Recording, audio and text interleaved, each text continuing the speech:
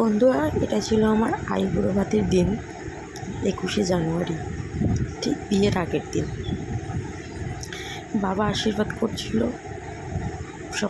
সবার প্রথম, তারপরে পায়েস খাইয়ে দিল। এবারে এসছে মায়ের টার্ন। মা আমাকে আশীর্বাদ কী করে, মা তো কেঁদেই সারা। যেই রিচুয়ালসটাই করছে সেই রিচুয়ালসটা করতে গিয়েই খালি কেঁদে বসাচ্ছে।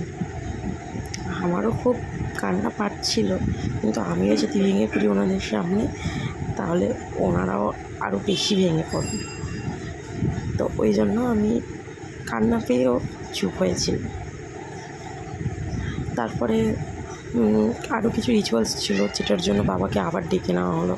তো বাবা প্রথমে ডানা দিয়ে আশীর্বাদ করতে যাচ্ছিল, তো তারপরে বললো বাঁ হাত দিয়ে করতে হবে। তো বাঁ হাত দিয়ে টোপোটা তুলে আর মাথায় দিয়ে দিচ্ছিল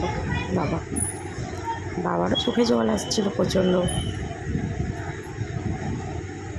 আমি তো দেখছিলাম, আমারও কষ্ট লাগছিল।